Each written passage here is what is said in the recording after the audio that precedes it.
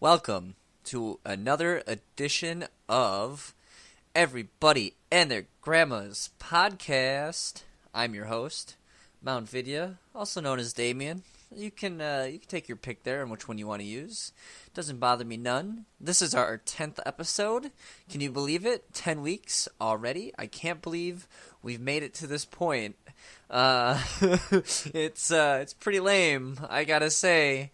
On SoundCloud we had a decent amount of viewers, but something about the switch to YouTube that I had to do last week, people didn't seem to like that. So to my 3 listeners who always listen and support me, I know that you're out there. I wanna thank you as we are here on my 10th episode. As for you other ones who are fly-by-night sort of listeners, stick around. There's going to be more fun, more than just me talking into a microphone. This one, of course, is going to be me talking into a microphone because that's just the nature of things. I can't help that. I don't know. I wish you guys would stick around more. It definitely does help, especially if I, kind of want to try and get bigger. I want to get my, my name out there in the podcasting world and maybe get some sponsors. And this could be better. Like I talked about all the way back. We got to think back all the way back in episode 1. So I would really love the continuing support, and those of you who constantly keep on listening, thank you for doing that. I really appreciate that. It helps somewhat. I think for now YouTube, however, is going to be our new home, so if you don't like YouTube, you might have to unfortunately get over it just for the time being until I start making a little bit more revenue, and I can have an unlimited SoundCloud account, because that's the kind of shit that they pull. They force you to do a subscription fee to upload things, but as far as that goes, it's going to happen. But for the time being, I think YouTube is a good substitute. Yeah, YouTube is a good substitute for creators, I guess. I'm not a big fan of their whole ad thing, but I'm not looking for the ads, because I don't really care about the ads. I more want you guys, the listeners, to start following me here. I just wish I had more public clout. I don't have a whole lot of that. I have been spreading the idea of my podcast around to a whole lot of people at work, but they don't. I don't know. I've told them the name, and I don't think they ever really decided to look it up and listen to it. When you're talking to somebody at work, I think they only half listen to you when you talk. You only half listen back because you have to hold back so much of your personality and stuff like that at work, which is always great. But yeah, once again, thanks to the 3 guys who always listen to me. The one I've always wanted to get on as a guest to the show. Yeah, the one guy who always listens to me, I want to get him on as a guest on the show. I love the guy. He's one of my good friends from college. I know he always listens, and I love him. I love him for that. So next time he's up by me, because he lives down south now. Next time he's up by me, I'm gonna get him on the show as quick as I can, even if it is a bonus episode. And we're gonna sit around and shoot the shit like good friends do. Maybe have a couple drinks. I don't normally drink while I'm doing the podcast. I just drink some tea, which is a hit or a miss for some people. If you're wondering, I do like both tea and coffee. I know only some people like what's the word I'm looking for? I know some people only like coffee or what have you, or tea, and they can't really switch between the two. But I like both. Yeah, green tea probably is the best, and then just regular old black coffee is I think what does it for me. As far as that, I've kind of gone on a tangent here with coffee and my my listeners, my average listeners, please, please, please, please. Once again, I'm not begging or anything. Like, that's not who I am. But I would like more listeners.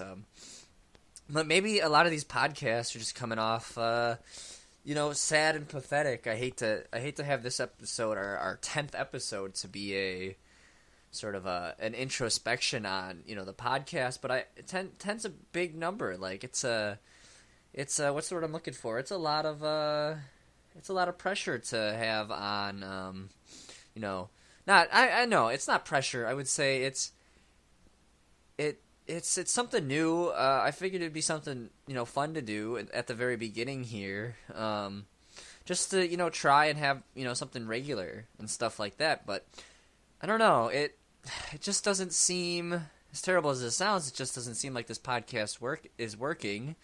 You end up with all these pipe dreams and shit like that, and it's interesting to see where these pipe dreams head to. Like, I keep trying to get my roommate to start like a sort of like a maybe a indie game journalist company or journalist group, but we haven't really made our any plans. It's once again another pipe dream that just doesn't come to it doesn't come to fruition. Like a lot of things I think that happen in our world. We have these grand ideas, and then in the end they just don't work out.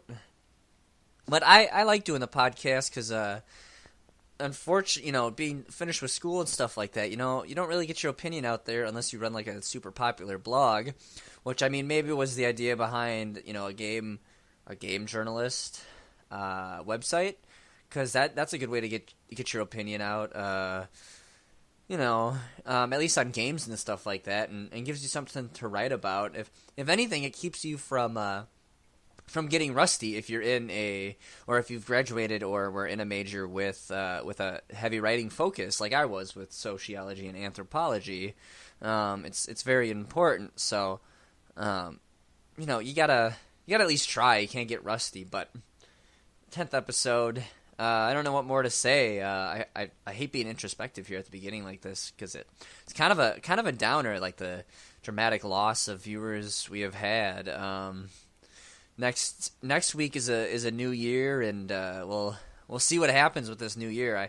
I keep plugging the podcast, like I said to my friends, but it just doesn't really seem to be working. None of them are really heavy podcast listeners, unless I have like a cult following. I also have been doing uploading the raw audio file for you people who like to put it on your phones and listen. So I mean, it may be that it's not that I have no viewers. It's just that everybody goes and downloads the raw audio file, which I think would be amazing if you did that. I just wish you'd leave like a comment, in the comment section of YouTube that says, "Oh, hey, like I totally like ripped the audio file because I like to listen to it that way."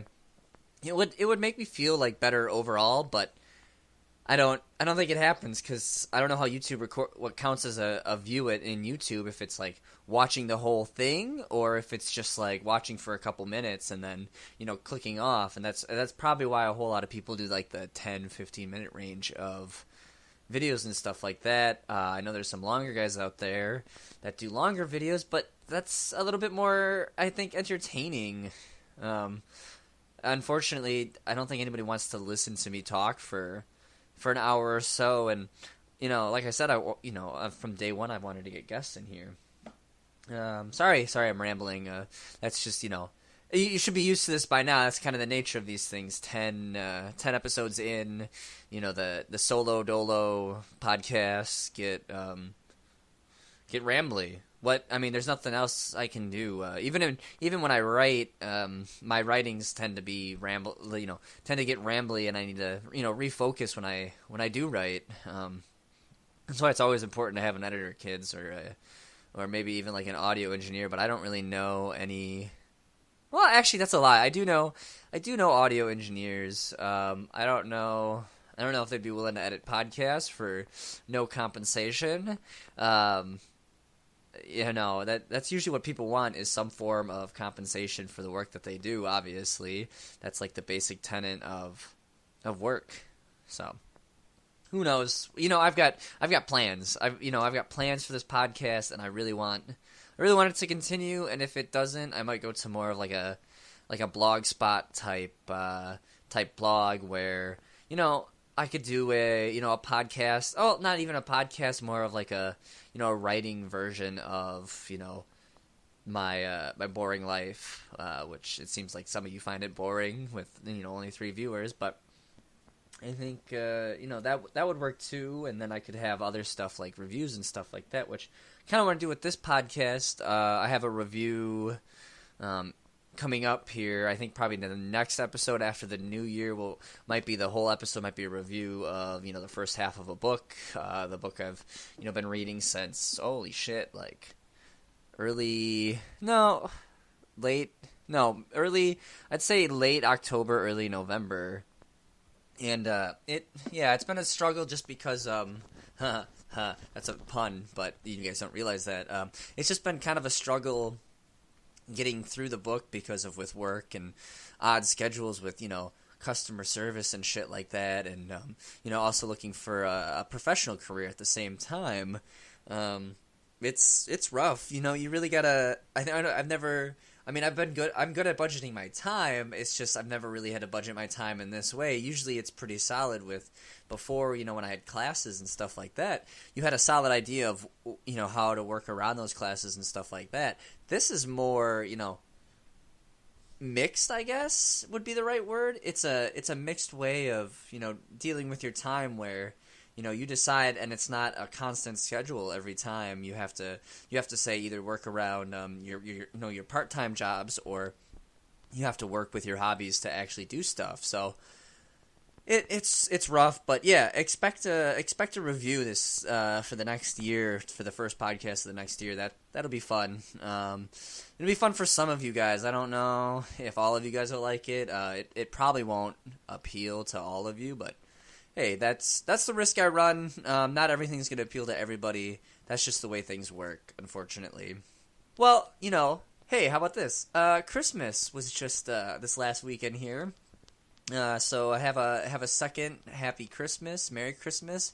I think Boxing Day was yesterday. Not to date my podcast, but Boxing Day is the things that celebrated. So that's always fun. I figured today I'd sit down and not really talk a whole lot about my week because it was fairly uneventful with work and stuff like that since the last podcast, and just kind of just taking it easy and reading and stuff like that. But yeah, I think so I guess maybe as a quick recap of the week is in order.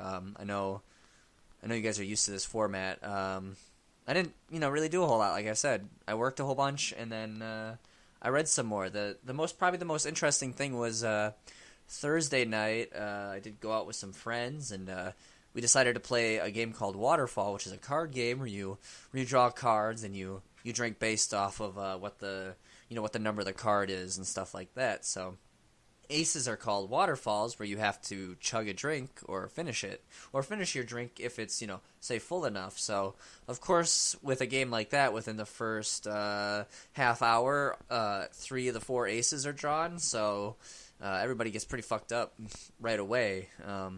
And then somebody decided to go to the bars, which we were all kind of like about. We weren't the biggest fans especially after playing something like Waterfall, where you really get fucked up just from a drinking game. So that was fun. I mean, I'd say that was one of the most eventful non-Christmas events that happened. Maybe it could have been considered like a little like friend Christmas with some with the squad. Yeah, that's what they like to call themselves. So I'll adopt the nomenclature and also call them the squad. So anyone from there who's listening to this will that's what I'm looking for. We'll get who I'm talking about. So that was fun. And then of course, like I said, this weekend was Christmas, and what better way to spend Christmas than with your family? We've always had, one plan with my family. I think most Christmases for a lot of families are pretty standard when you're growing up, and your mom, dad, son, daughter, or whatever.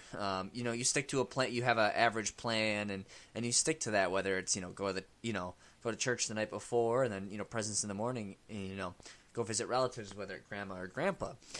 For me, growing up, it was a lot of, church the night before, some sort of like hors d'oeuvres. I don't know if they'd be hors d'oeuvres. I don't know if a pizza roll is fancy enough to count as an hors d'oeuvre. I think they could probably. You put little toothpicks in them, or the sandwich toothpicks with like the frills on top, and then they could be hors d'oeuvres, and they could be served in like a fancy place, and I don't think anybody would know the difference. It's all about the presentation. And then, Christmas Eve, that's Christmas Eve night, so, you'd eagerly await Santa Claus the next morning, and you get your gifts the next morning, and, you'd spend, you spend the early part of the morning unwrapping gifts and stuff like that, and then we'd get ready to go to whichever relative's house was hosting Christmas for the year. My mother has 15 siblings, and every year they sort of switch who hosts Christmas, if that makes any sense. And of course, some obviously host Christmas more so than others because they like hosting parties more than others. But it's always interesting to see where they go. I've been to pretty much every one of the different houses for Christmas, and that's always fun. Except the ones that are very exclusionary and they don't talk, and they really don't talk to the family anymore. I think everybody's got siblings like that who just kind of disappear and go off and do their own thing. However, this Christmas was a bit different. Like, it wasn't. It was odd. I was almost expecting to have to work on Christmas, and fortunately enough, I didn't have to work on Christmas, so that was a positive thing. And unfortunately, though, my brother had to work Christmas Day. So he decided, because he's a hothead at 19, that he's too cool for family Christmas and stuff like that. So we didn't really do our normal plan of stay at home and sort of bond and go to church with the family. We ended up going instead to my uncle's house, who was hosting said holiday party. That was interesting. So I drive over from my place because I live, in a different town than my mother does, and get over there, exchange a couple gifts at, Christmas Eve at the house beforehand, and then we pretty much packed up the car and got ready to go to the middle of fucking nowhere. Well, I say the middle of fucking nowhere. I know where it's at, but it honestly feels like the middle of nowhere, especially because this guy, my uncle, not this guy, my uncle is rather old school when it comes to things, and so he doesn't have internet or Wi-Fi, so it's always kind of a trip going there because you're pretty much expected to know that you're going to be in a dead zone. And since this is rural Wisconsin, and I decided to pick a shitty plan for my mobile data, of course I didn't have any internet either, so it's essentially an internet dead zone anytime you go there. So that was a fun way to start Christmas Eve, not being able to bomb my fucking Instagram/Snapchat with fucking pictures of people's Christmases, which looking the night before or the night after Christmas / Christmas Eve night when or Christmas Day night when I'm back in my apartment looking at snaps and everybody's got their fucking pictures of their Christmas and shit like that. It's like, yeah, I guess that's okay, but, do you need 600,000 pictures of your Christmas party? I think a couple pictures of your family and having fun with your, nephews, I think is good enough. You don't need to, show the whole world, oh my god, look at all this food we ate. Look how much I drank. This, that, and the other thing. It kind of gets annoying. And then you go over to Instagram, and it's just about the same thing. It's almost like Christmas has become, bragging rights on who has, the better holiday, and it drives me up. It drives me up the wall. I mean, at least you're spending time with family, and the idea is there of bonding and giving and stuff like that. But it feels kind of like a dick showing contest, really. If I have to get weird about it. We were at my uncle's house, of course. No internet. He lives on a farm, so it's always fun to go to a farm and help out in the barn a little bit. It makes you appreciate, sort of almost like a different culture from a different time. I mean, obviously there still are farmers today, but I think it's almost an antiquated lifestyle to live like that. But farms are, I think, personally, I think not to hate on farms or anything, but I think farms are personally very important and stuff like that. I think that one of the biggest things is our economy is changing, and we have to have there's different types of farms, and like I think the one person or the family farms are slowly starting to disappear unless they sort of gang up together with these larger companies that are organics and stuff like that. At least from what I've seen. Now, like I said before, since this is the 10th episode, we're looking back a little bit too. We'll talk out of our ass on this podcast. That's me talking out of my ass there, obviously.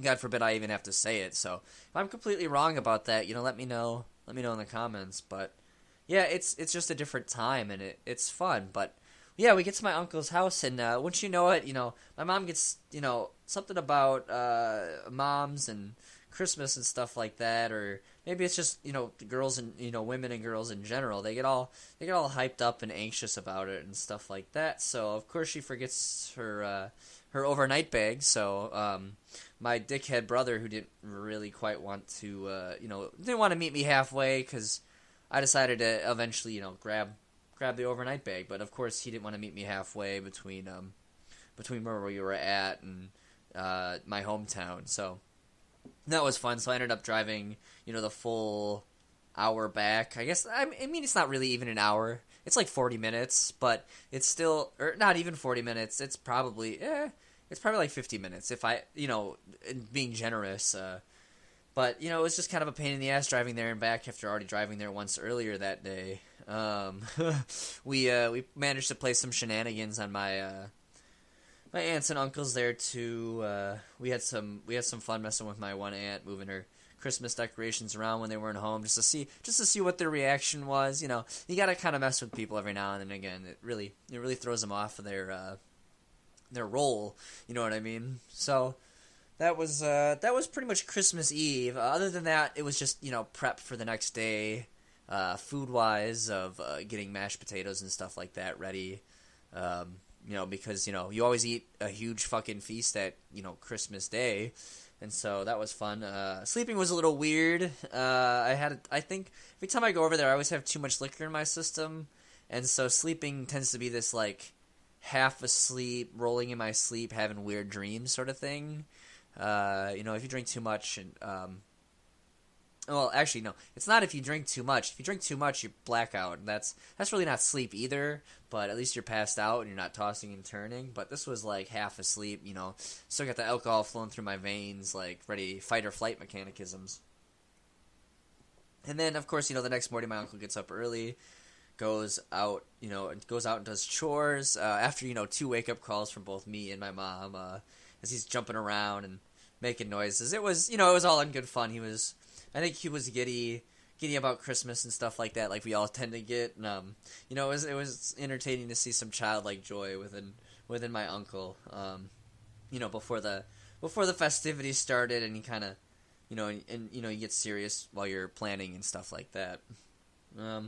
But yeah, so they go out and do chores. I roll back over and pass out, and then I get my own wake up call from my mom, who says, "Hey, now you want to probably get up here. We're gonna have to do some prep here soon." And I get up, we, finish off moving stuff around after my uncle gets back from chores and stuff like that. So that was fun. And then, the guests slowly start arriving, my other aunts and uncles and my cousins and stuff like that. Cause it's with my mom having 15 siblings, it's, quite a large group of people normally. Now, I don't know. I think this is just the way a family sort of works. At this point, I would definitely say that my mom's side of the family is definitely like a older style family, and that older generation, my mom's generation, well, not even my mom's generation, because she has siblings ranging from almost every generation, from baby boomers to Gen X. My mom, I think, being a Gen Xer, I want to say. I never really know. Generations are hard, and it's a marketing ploy, really. So generations do not matter whatsoever. But yeah, so everyone sort of starts filtering in.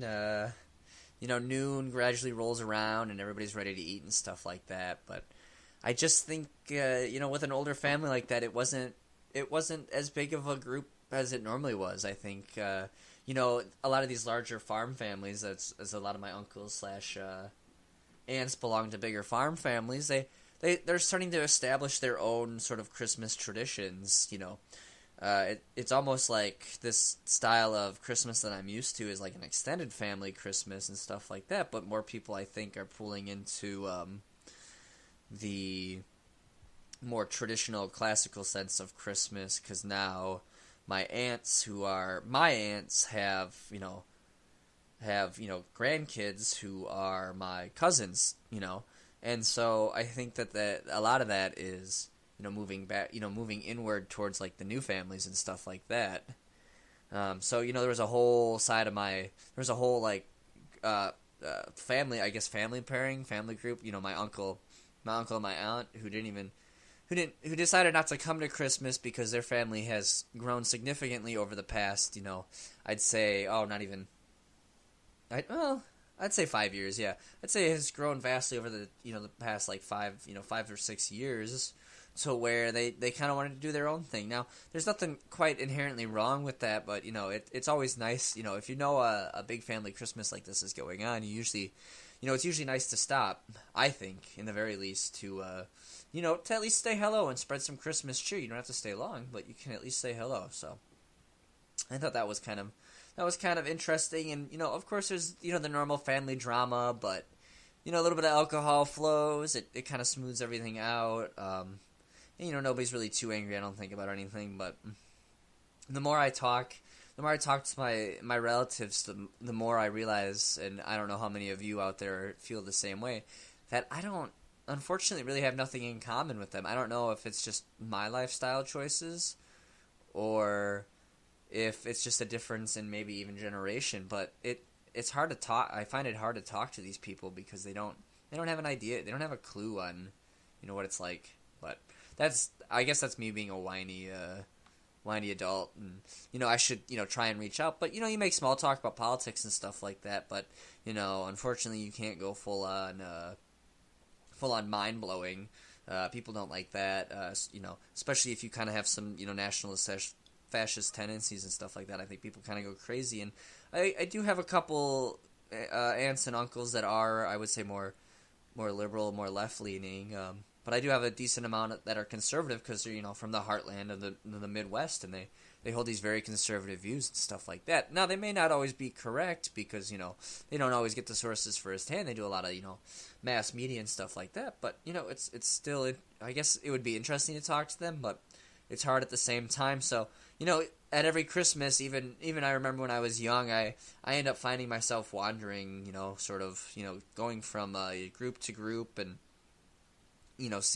talking to different people just for a short amount of time. But maybe that's what really Christmas is about, is just seeing these people that you don't normally see all the time and making some small talk and then moving on. If that's your only interaction with them for the year, then so be it. At least you accomplish something by talking to them and stuff like that. So that was interesting. And then, of course, someone brings around some old movies from older Christmases, so everybody laughed at me being a baby and throwing this tantrum. That was pretty entertaining. And then, my one aunt, she brought some old pictures and stuff like that, so I got to see some pictures of my mom that I didn't really quite expect to see when, I'd say she was almost closer to, my age now. I'm 23, and normally whenever I see pictures of my mom, I think she's, late 20s, early 30s, and she sort of looks like she does now, but maybe, I don't know, maybe she's getting older over time. But it was strange to see her, sort of younger, post, because I've seen a picture of her, obviously, senior year of high school, but post that and pre, when more pictures were taken, slash, when she met my dad and stuff like that. I think it was strange to see those. It was strange to see those, and line myself up to the way my mother looks, even though I think most males get their genetics from their dads, but either way, a lot of stuff comes from your mother, and it was shocking to see those images. I was just kind of like, whoa, like this is strange. Like I didn't quite expect that. So that was entertaining. And then it sort of the party winds down. People start going home, or they go to they sort of do other Christmases and stuff like that on Christmas Day. Like I said before, a lot of my aunts have grandkids, so my cousins, they go to aunts' houses, the different aunts or uncles' houses, and they spend their time there for the rest of the evening and stuff like that, or they, most people hop to a different Christmas. I wonder how many people have, multiple houses that they go to in one day and eat like 6 different meals. Maybe one day my Christmas will be like that too. One can only speculate on that. So, it winds down, drive home to my mom's house, and then I leave from there. Of course, with no gas, so I have to get gas. Luckily enough, you make a little dough on Christmas. Even that's not really what you're looking forward to on Christmas, obviously. And you use that to pay for gas. And I came home, and it was a pretty average Christmas. I'd say it was just different in the fact that we were sort of out of the ordinary for Christmas Eve, and it wasn't like it didn't feel like a Christmas Eve. It definitely felt like a Christmas Eve. There's that Christmas spirit in the air. I ate enough candy to make it feel like Christmas too, I think, to say the least. But it was just different, I think, and it wasn't, like I said, it wasn't different in a bad way. But I think over time traditions sort of change as time goes on. But now, I think this next year here, it'll probably be back to normal, depending on who's hosting Christmas this next year. So that's always fun to find out. All right, what else can I talk about? Well, I got an idea. Well, I've had something in my, I guess I wouldn't say chest. It's more of a gripe I have. So obviously I started this part-time grocery store job. I know I've mentioned it once or twice before. Really, I shouldn't be blaming anybody else but myself. A lot of times, I tend to place blame other places instead of looking inward and reflecting on my own mistakes. And what better of an episode than episode 10 of everybody and their grandma's podcast to look inward and stuff like that. So basically, I got this job at this grocery store, and I failed the beginning. They give you a grocery store math test, and unfortunately, arithmetic's not my strong suit. I'm a very decent writer and stuff like that, but and I've just never been that great at math. Geometry I get, and algebra and stuff like that, but I've never been great at arithmetic just because I've being a filthy millennial. I hate to keep using these generational terms because it's complete bullshit, but I've grown up with computers all my life and calculators, and there's always a calculator on your phone, so you never really have to do any mental math anymore. And the whole idea of this test was that you had to do it without a calculator and stuff like that. Now, obviously, that's no excuse. I should know these things because they weren't very hard questions, but it's a lot of set and setting, just like with a drug trip or drugs and stuff like that. I think I was already amped up to in the first place because I knew I was going to probably get an interview that day or be hired on right away, and that anxiety compounds and stuff like that. But once again, it's no excuse, and I generally do feel some remorse for how I managed to do on this test. It just, left the stain in my mouth, and I was really hoping that I wouldn't have to take, an archaic test like that, because this is a place that doesn't even count out change to the customers. The machine does it for them. If I have to start the gripes up, right now. But once again, like I said, I really should, look more inwardly, and why didn't I do that? So, basically, I wasn't too worried about not passing the test. Foot in the door position was good. I thought, maybe my skill alone, my experience and skill alone with, in customer service / grocery store worlds would be enough to help me get elevated in this company. Well, they pose as they say, it's pretty easy to level up or move up in the ranks within this company, but that doesn't seem so much to be the case. I've found out. So yeah, I don't pass this beginning math test, and I had these big plans to move up and become a cashier and make $14 or an hour and stuff like that, because I commute to my hometown from the college town that I live in where I went to college. And I was thinking by this time, at least, this time of the year, I'd be making, enough money to where it would be worth driving to driving to my hometown to work a job. Little did I know that, of course, everything is contingent on this math test, and if you don't pass that, they block you pretty much out of every other job possible. Once again, this really isn't an excuse. I feel bad, looking inward. Obviously, I feel bad making up these excuses and stuff like that, but at a certain point, like, you should be able to claw your way, even though you fail at one thing. You should be able to claw your way through a company, on your merits and stuff like that. That like I said, like I've been saying, that wasn't the case. Apparently, this math test is the most important fucking thing in the world. So they block you from moving anywhere because you didn't pass a basic math test. So I find that out the hard way by signing up for a checking position at the company. And trying to get into it, and paperwork's filled out and stuff like that, and then all of a sudden it comes down from the corporate level, which this company, the independent stores in this company, can't do anything without corporate first approving it. It seems like, it takes a while, but I find out that because I didn't pass this beginning math test, I can't move up regardless of my skill set / experience. So I thought that was odd, and I go, okay, well that's a problem, but hopefully I can get around that. So I go to the HR person. I ask, him about it, and sorry, I said him, but I asked them about it, and they say, oh, well, that's on a corporate level. They want to change it, but there's nothing we can do because it's Christmas time, and they'd rather focus on that. Well, that's fine, I guess. That's I guess I can see that. That's easy to believe, but seems like a waste of my time and resources then, in a place where I thought I could move around quickly and stuff like that. So I go, oh, okay, no worries about that. Maybe I can sign up for, say, overnight stocking or something like that. Nope, I can't do that either. That's not allowed either because, there's the chance that you'll have to check late at night and stuff like that. So there's no way somebody can do that either, which is, very, very frustrating. So, the HR person's no help, which was unfortunate, I think. But they're pretty useless either way, so I don't really bother with them. So I'm frustrated about it. And I decided to apply, a couple different a couple other places, and I will remind you that I am looking for a professional career, so this is only temporary. But like I said, I thought I'd be making a little bit more money by this time. So more recently, we recently got a new store manager at this place, and they're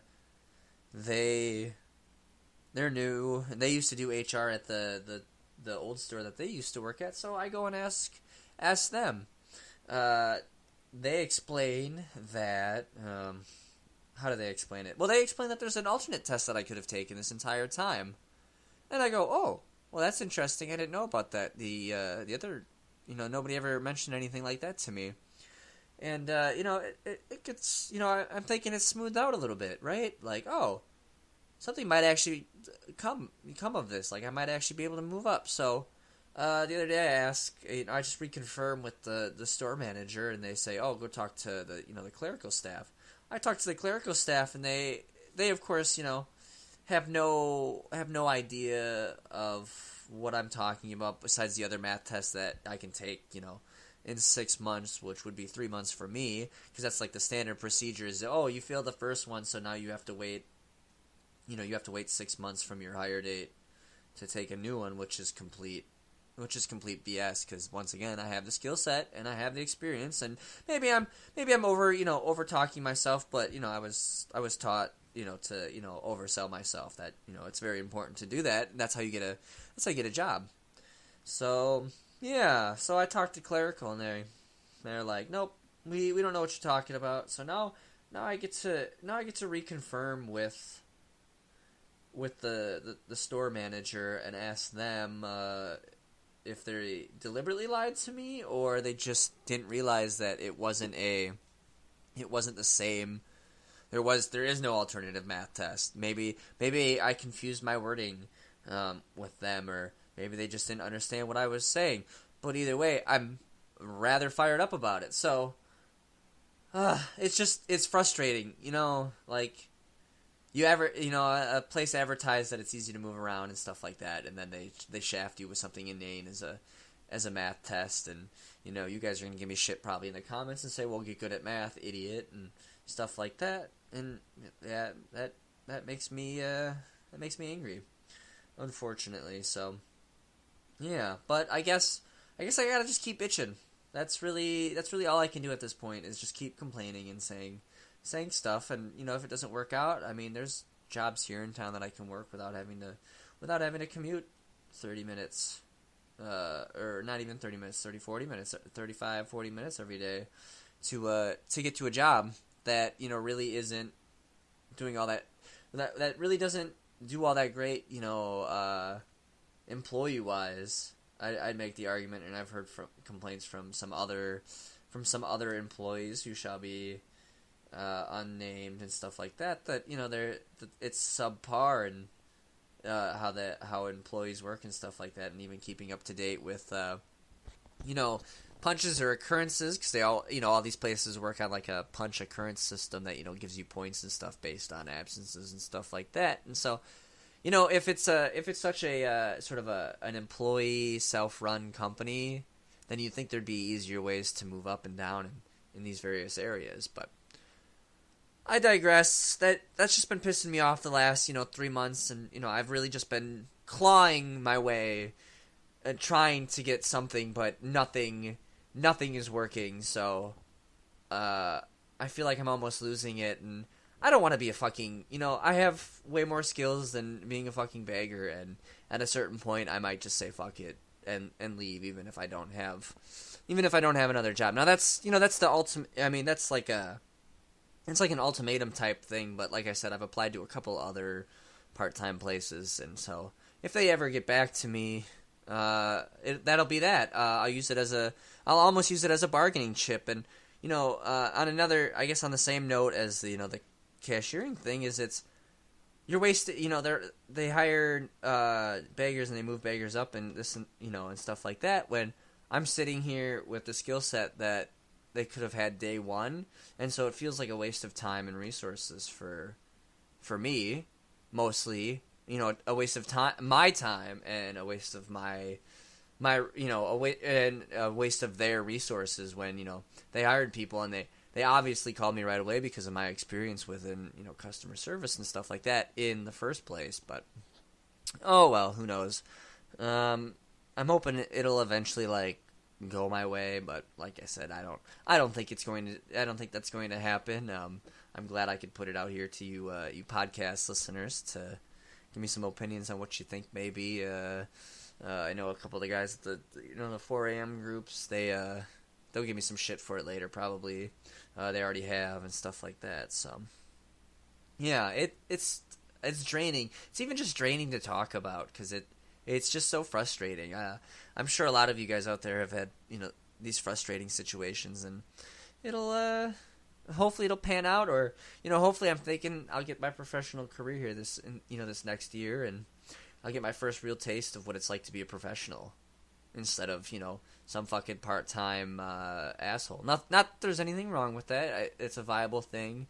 And I have a lot of respect for the people who choose a career at a grocery store, or at a store in general, because we definitely need those people, or anybody who takes a factory job. That's not my path in life, but I want I kind of want what's best for me. And fortunately enough, we live in America, where we have this sort of self-determinism and stuff like that. Not to say that there's not self-determinism in other countries, but I think we have more of that standard narrative, but I think that's starting to go away more. But we won't get political this episode with it. This is episode 10.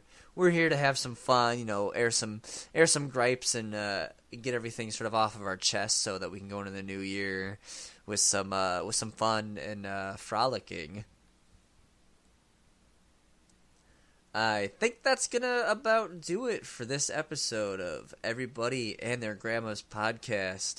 Like I said, I'm your host, Damien, or Mount Vidya, if you so choose.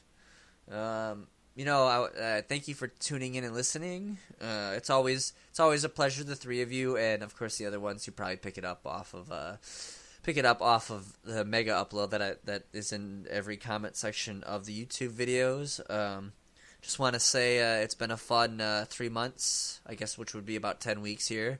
And I wish you all the best in your new year, and I will see you as soon as that new year starts. Hey, how about that, huh? You guys have a great new year, and stay out of trouble, you hear?